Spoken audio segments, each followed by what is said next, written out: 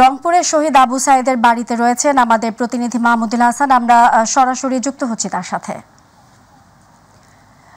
মাহমুদুল, প্রধান উপদেষ্টার সফরকে ঘিরে আবু সাইদের বাড়ির পরিস্থিতি আপনি কেমন দেখছেন আমাদেরকে জানাবেন।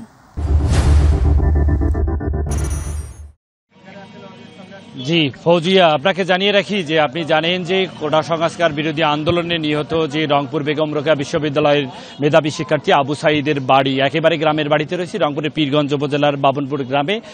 এখানে আপনি জানেন যে আসলেই গতকালকে অন্তর্বর্তীকালীন সরকারের যে প্রধান উপদেষ্টা ডক্টর মোহাম্মদ ইউনূস তিনি কিন্তু আসলে শপথ গ্রহণ করেছেন। এরপরে আগামীকালকে রংপুর সফরে আসবেন এবং বিশেষ করে যে রংপুরের যে শহীদ আবু সাইদের যে কবর সেখানে জিয়ারত করবেন এমনটাই কিন্তু তথ্য আমরা পেয়েছি। তবে তার এই আগমনকে ঘিরে কিন্তু রংপুরের পীরগঞ্জের যে আবু সাইদের যে নিহত শহীদ আবু সাইদের যে গ্রামের বাড়িতে কিন্তু সেখানে আমরা দেখেছি যে আইন শৃঙ্খলা রক্ষা বাহিনীর সদস্যরা থেকে শুরু করে রংপুর বিভাগীয় কমিশনার, রংপুর রেঞ্জের যে ডিআইজি এবং অন্যান্য যে আসলে উচ্চ পদস্থ যে কর্মকর্তারা রয়েছেন তারা কিন্তু কিছুক্ষণ আগেই কিন্তু আসলে এই যে শহীদ আবু সাইদের গ্রামের যে বাড়িতে তারা কিন্তু পরিদর্শন করেছেন এবং সেখানে কিন্তু আসলে যেহেতু আগামীকালকে অন্তর্বর্তীকালীন সরকারের প্রধান উপদেষ্টা তিনি আসবেন, তার সাথে যে অন্যান্য যারা উপদেষ্টা রয়েছেন তারাও আসবেন, এরকম তার আশাকে ঘিরে কিন্তু আসলে পুরো পীরগঞ্জ উপজেলা কিন্তু একেবারেই কঠোর নজরদারি বাড়ানো হয়েছে এবং আইন শৃঙ্খলা রক্ষা বাহিনীর সদস্যরা তারাও কিন্তু একেবারে তৎপর রয়েছে।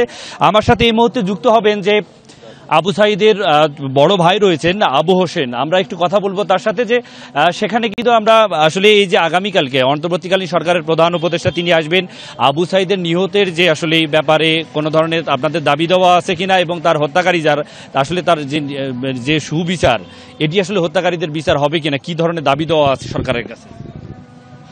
প্রিয় দেশবাসী, আপনারা দেখছেন কিভাবে ন্যায্য দাবির জন্য আমার ছোট ভাই আবু সাইদকে নির্মমভাবে গুলি করে শহীদ করে দেওয়া হয়েছে। আপনারা সারা দেশবাসী সবাই আবু সাইদকে জাতীয় বীর হিসেবে ঘোষণা করেছেন। তা আমার যে নতুন সরকার হচ্ছে তাদের কাছে একটা দাবি থাকবে যে আবু সাইদকে বীর শ্রেষ্ঠ শহীদ হিসেবে রাষ্ট্রীয়ভাবে স্বীকৃতি প্রদান করা, প্রথম শহীদ হিসেবে। আর আবু সাইদের যে 16 জুলাই যে আবু সাইদ যেদিন শহীদ হয়েছেন সেই দিনকে আবু সাইদ দিবস হিসেবে পালন করার জন্য রাষ্ট্রের কাছে এবং সরকারের কাছে আমার এটা দাবি থাকবে। এবং তার হত্যার বিচার, সুষ্ঠু বিচার নিয়ে কিন্তু আপনারা শঙ্কিত ছিলেন, তার আসলে সুষ্ঠু বিচার নিয়ে কোনো ধরনের কোনো আছে কিনা, যে এই অন্তর্বর্তীকালীন সরকার আসলে সেটি সুবিচার পাবেন কিনা, এমন কোনো কথা বলবেন কিনা তার সাথে? আসলে আগে আমরা যখন আগের যে সরকার আছিল, যে সরকারের নির্দেশে আমার ভাইরে নির্মমভাবে শহীদ করা হয়েছে, আসলে ওই সময় শঙ্কিত ছিলাম যে ন্যায় বিচারের শঙ্কিত ছিলাম ওই সময়। কারণ আপনারা দেখছেন কিভাবে দিনের আলোতে নির্মমভাবে গুলি করার পরও এফআইআর দায়ের করা হয়েছিল। সেখানে বিভিন্ন ছাত্রছাত্রী, আন্দোলনকারী এবং সাধারণ মানুষদেরকে আসামি করে এফআইআর করা হয়েছিল। একটা দিনের আলোতে এভাবে একটা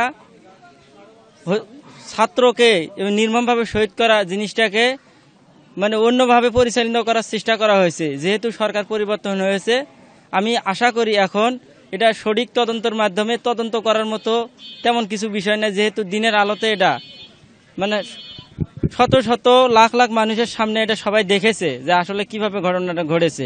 এখানে বেশি জি ফৌজি, আপনি যেমনটা শুনছিলেন যে শহীদ আবু সাইদের যে বড় ভাই আবু হোসেন যেটি আমাদের বলছিলেন যে আসলে তার যে ভাইয়ের হত্যার যে বিচার সেটি নিয়ে শঙ্কিত তারা ছিল এবং বর্তমান যে অন্তর্বর্তীকালীন সরকার গঠনের পরে কিন্তু আসলে তাদের মধ্যে যে স্বস্তি, তার যে ভাইয়ের যে সঠিক তদন্তের মাধ্যমে যারা আসলে হত্যাকারী তাদের সঠিক বিচার হবে এ দেশের মাটিতে, তারা কিন্তু এমনটাই বলছেন। তবে সব মিলে যদি বলি যে আগামীকালকে যেহেতু অন্তর্বর্তীকালীন সরকারের প্রধান উপদেষ্টা সহ অন্যান্য উপদেষ্টারা তারা কিন্তু এই আবু সাইদের কবর জিয়ারতে আসবেন, তাকে ঘিরে কিন্তু আসলে আমরা দেখেছি যে পুরো রংপুরের পীরগঞ্জ উপজেলা কিন্তু একেবারে নিরাপত্তার চাদরে কিন্তু আসলে বলায় রাখার সেটি আমরা দেখেছি এবং উচ্চ যে পদস্থ কর্মকর্তারা রয়েছেন বিভিন্ন দপ্তরের এবং বিভিন্ন যে প্রশাসনিক কর্মকর্তারা তারা কিন্তু তার বাড়ি এবং বিভিন্ন জায়গায় যেখানে অবতরণ করবে সেখানে কিন্তু তারা আসলে পরিদর্শন করেছেন। তবে এই ছিল আমার কাছে রংপুরের পীরগঞ্জের বাবনপুরের যে আবু সাইদের শহীদ আবু সাইদের গ্রামের বাড়ি থেকে সর্বশেষ।